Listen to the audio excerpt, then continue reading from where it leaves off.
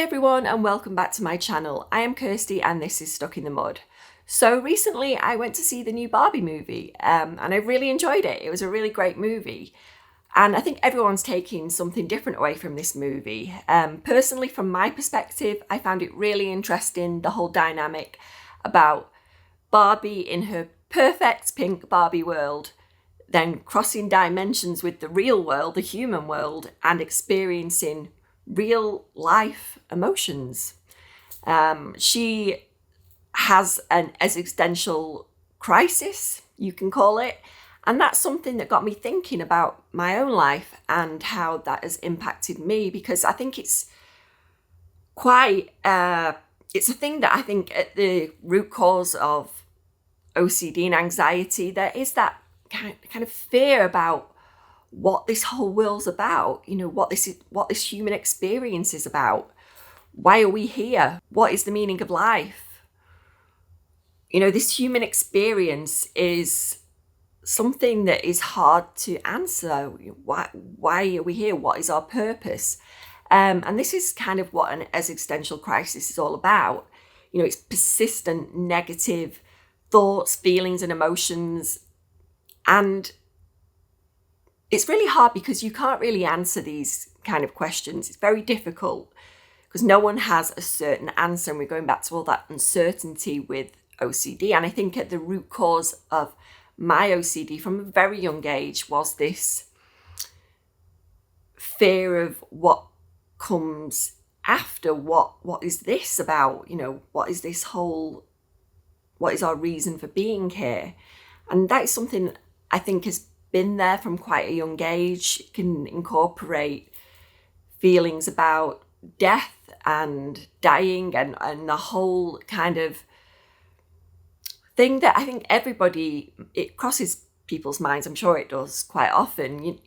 Lots of people will have those questions and have that thought, but I think when it crosses over in cases like myself with OCD, I think it becomes persistent. And it almost feels like you can't escape those thoughts. And it can stop you functioning every day, as I have found probably in the last year or two. And I think for me, it can be a real big life event, a traumatic life event, like the loss of someone close to you. And for me, that would be my mother, my mum. It's hard. It's a big thing, that whole feeling of safety and security, that person that's always been there for you, and she wasn't here anymore. And I found that extremely hard. And I think all these feelings of our purpose, why we're here, they all came flooding back again. And it became quite obsessive for me, especially this last year or two, because it's hard to know and it's hard to answer questions like this. And I think this is going back to when I was younger. I think that was the root of a lot of my obsessions, is the fear and the unknown. So you may experience feelings of panic and despair. The fact that you can't answer these things, and it can make you feel quite anxious. You can feel panic. You'll be depressed. You might get unmotivated about your life generally. I felt all those things. I've just felt it's kind of really hard to get through the days. And you might also, and I think this is also true as well with an existential crisis, you may actually have a positive reaction to it. And I think that is something that I have also had as well, because I've started to question my choices in life and, making different decisions, making better decisions. And you might find yourself on a completely different path in life.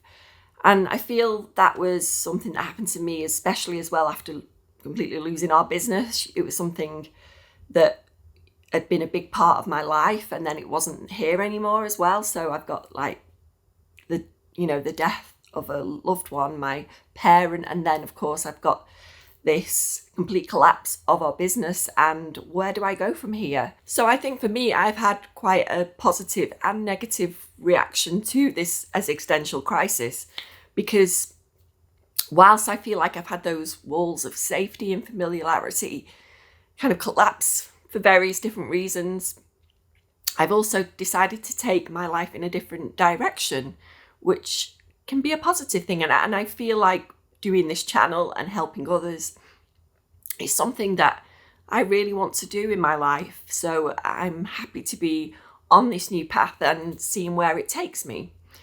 But it was funny watching the Barbie movie because, you know, we've got this perfect Barbie world and then we have the human world. And it was just very interesting to see that overlap of emotions, from everything being happy and dandy over here and everything being challenging here, because it can be so challenging when you're dealing with these kind of emotions, this fear, the uncertainty, the overwhelming emotions that come with being a human.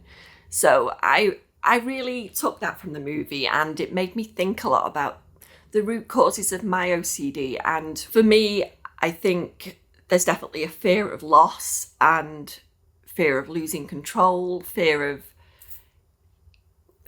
of the unknown, the uncertainty of life. And I think that is really normal. It's something some people don't seem to think about. You know, they seem to go through life and it's not something they ever really question, or they might do, but it's very fleeting. It's not really something that overtakes their life. Whereas for someone going through this, it can really have a huge impact on your life, because these very difficult questions to answer, in fact, can they really be answered? So yeah, I just wanted to talk a little bit about this today because I really enjoyed the movie, the Barbie movie, and it just got me thinking really about the root causes of my OCD. And it's kind of always been there, that existential dread and that feeling of uncertainty around our existence. But it's also a good thing sometimes. Like I say, it can be positive because it can actually put you onto a different path and you can take it in small steps. This is a thing with this kind of existential crisis. You have to take it in smaller steps because answering those big questions seems impossible. It really is. And we have to take it in smaller steps and take it day by day. And it's very hard staying present. But if we can reward ourselves for those days, those good days, and try and stay busy and try and do little things every day. And I know it's hard, and you know, I'm my own worst enemy for this. Just doing those small things, those small steps every day that keep you moving, keep you working towards your goals and your values. So try not to think of that bigger picture, I guess, and just try and keep it in smaller steps, and practicing gratitude, being thankful for those things that we're all grateful for, like our family, the fact we've got a roof over our head, you know, and these are big things in our life. And I found that actually practicing gratitude and being mindful of the things I'm grateful for, but not in an obsessive way, but, you know, I've just become more thankful for them and being more aware of being more thankful. And it's just taking that time, but not taking too much on, because you have to be really kind to yourself and gentle with yourself, because these are big questions that are going to crop up in life.